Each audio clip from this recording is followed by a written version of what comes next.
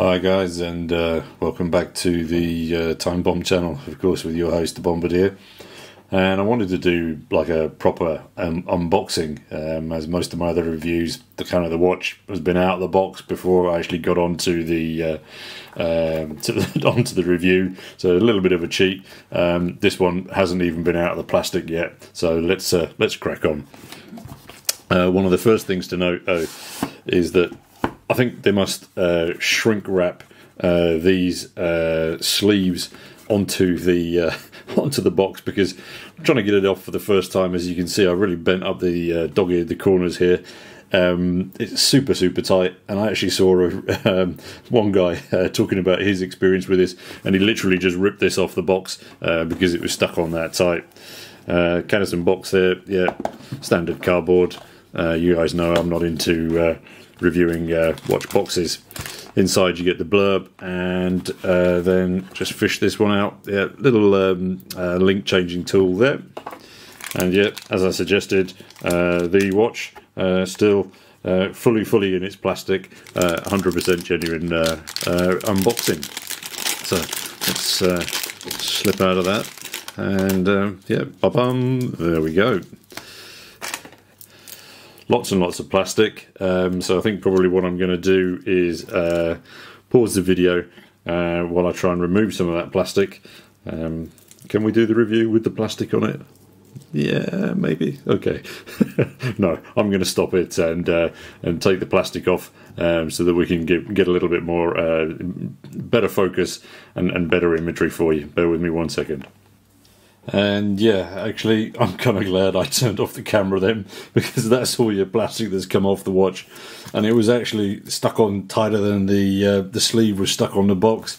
I mean, there was a serious shrink wrapped around there to protect the watch. Full respect to them for keeping the watch as protected as possible. But yeah, that might have been a bit of an embarrassing fiddling, faffing around watching you guys watching me cutting the plastic off the watch. Anyway, so as the video title suggests, we've got the Cadisen reference C8180, or the Cadioak as it's commonly referred to. I'm not going to bang on too much about the AP, as I think that comparison has been well discussed by many others, and I honestly think that if you're buying this watch, I don't think you should be buying it as a homage. I think you should be buying it for what it is. I picked this up, of course, from AliExpress in their 11/11 sale, and it cost me £53.71, and that price actually also then included the shipping from China to the UK. I'm aware that there's a little bit of pushback at the moment on Chinese watches. That's not my objective to debate here on the channel. I'm just more interested in sharing the watch overview to learn a little bit more about the watch itself. So as always, let's kick off with some specs. We're looking at this is the 42mm version. There is a bigger brother version at 46. It's a mineral glass on the front there, which is, as you can see, super flush to that bezel. I don't believe, yeah, it's just literally out of the plastic. I don't think there's any AR coating on that. No, don't think there is at all. No. Supposedly you've got 100 water meter, 100. I keep saying 100 water meter, 100 meter water resistance. But just sort of, there's not a screw down crown. That's one of the first things I noticed as I was taking the plastic off. I was assuming that then there's got to be some decent seals in there to provide that 100 meter resistance. Otherwise, yeah, I'm not so sure. It's about 12.5 mil thick, so I'm thinking that it is that thick because of the exhibition case back here. That's going to add at least another 2 to 3 mils on the back there. So yeah, interesting choice if they'd made it without. It is, of course, the Seiko NH35A ticking away in there. It's not necessarily the most beautiful of movements. I mean, there's no engraving on there or anything like that. It's just a lot of visible steel, so maybe they could have saved themselves a little, making this a little flusher without that case back exhibition case back aspect. The lug to lug on this 42, if I'm not mistaken, looking at the stats on the website, is around 48.7 top to bottom. That, of course, that end link there is fixed, so you don't get any flex. It's just that drop down there, so you've got quite a distance there still. It's 178 grams worth of 316 stainless steel.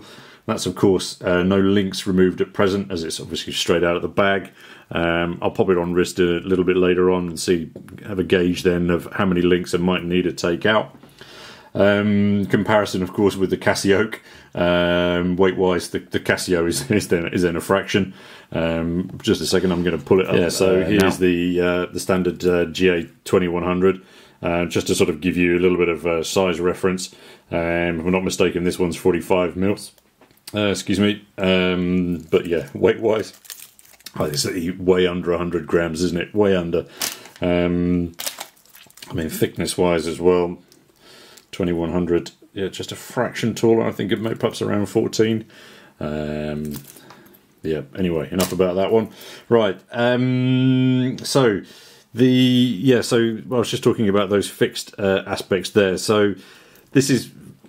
Yeah, that's a bit of a toughie. The measurements, if I'm not mistaken, it's around 24.5 mils across here, and then your sort of strap option is around 20 millimeters.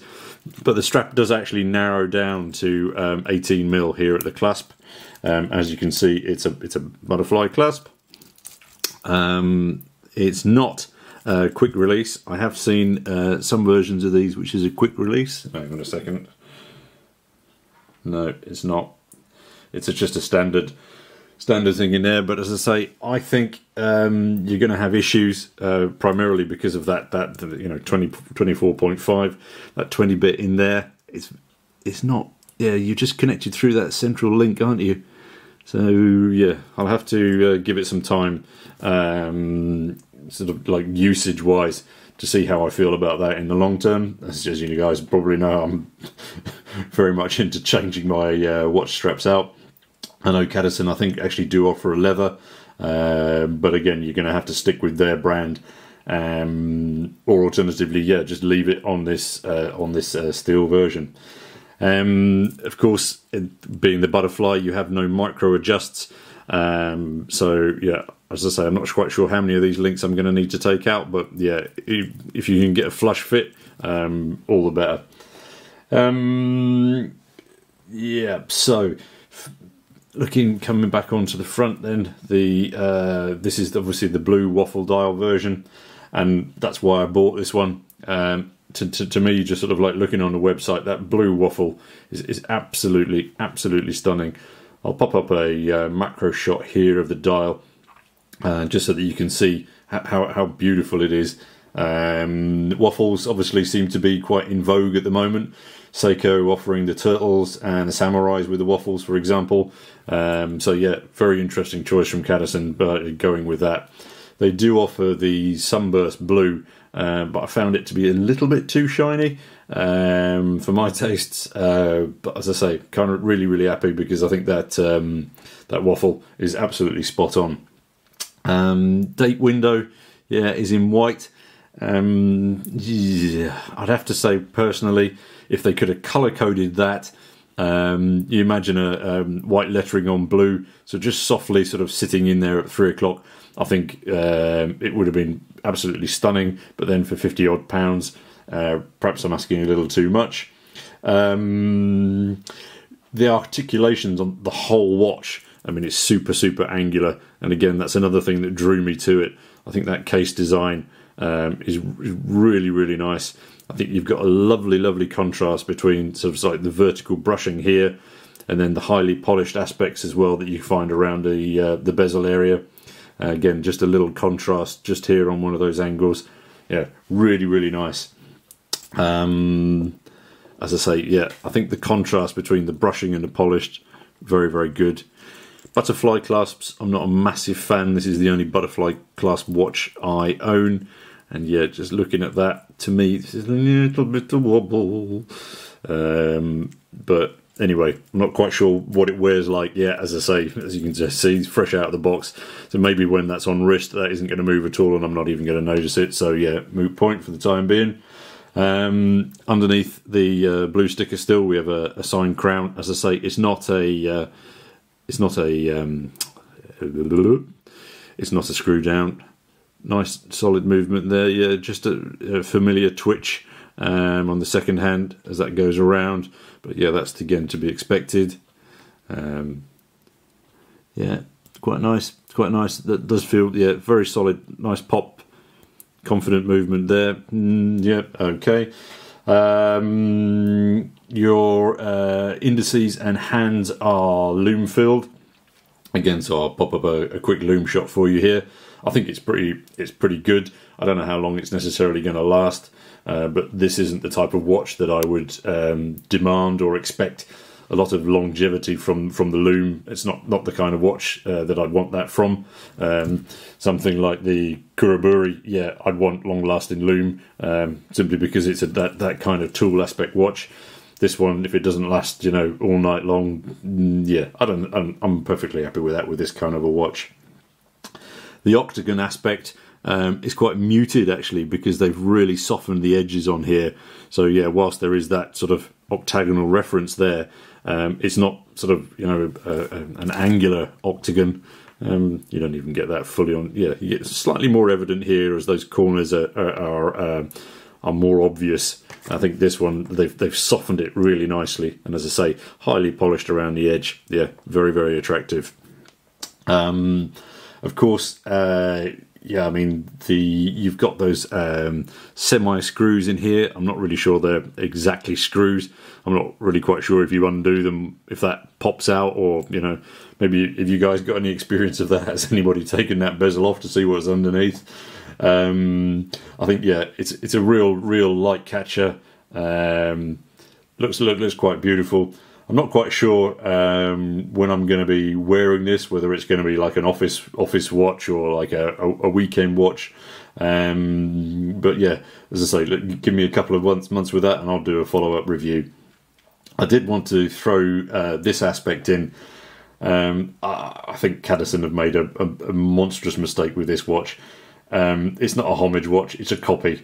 I just went onto their website to check out some stats, and this ad popped up, and I was like, no, why did they do that? I reviewed the Rolex Cosmograph just the other day, so I was sort of, you know, hands-on with that original, and I really wish Cadisen had stuck with creating watches that have a little bit more of their own identity. You know, Pagani already do this, and the Cadisen version almost looks identical to the Pagani version. It's just all way too much copying going on there. Anyway, enough of my rambling. I think this blue waffle watch is absolutely stunning. Really happy with it. I think Cadisen have produced a really solid piece. I think the 42mm version is way more user friendly than the previous 46mm version. The strap, I think, perhaps is the biggest downside in that you do have a lack of flexibility with that. But as I say, maybe after a week or so of me wearing this, I may have changed my mind completely on that. I think you're getting a very solid deal. There's a lovely weight to the watch, and of course, then the biggest upside of that is you've got that Seiko NH35A workhorse movement ticking away in there, offering the reliability that many of us want to see, and we're finding in so many micro brands nowadays. Let me just pause there for a second while I throw it on wrist. So yeah, so not the ideal sort of wrist viewing, as I say, because we've got a couple of links to take out of there. Just for reference purposes, I mean, my wrist is what, 7¼ inch. So yeah, I mean, if you're up to 8-inch wrist, I think this is going to be absolutely fine for you. As I say, I think on the wrist, it's got lots and lots of presence. As I say, give me some time to let you know if that strap is, that bracelet, excuse me, is a plucker or it's not, and let me know. Let me give you some time as well to sort of like figure out, you know, how I feel about that sort of lack of flexibility on it, etc. Yeah. solid watch. 50 odd bucks. I think you're getting a really interesting deal. Cadisen hit the sweet spot with this one. And yeah, I'll do a follow-up review in a couple of months. As I say, when I've had a little bit of time to get to know the watch. Anyway, guys, thanks as always for your time and viewing. And until next time, this is your host, the Bombardier, signing off. Cheers, guys.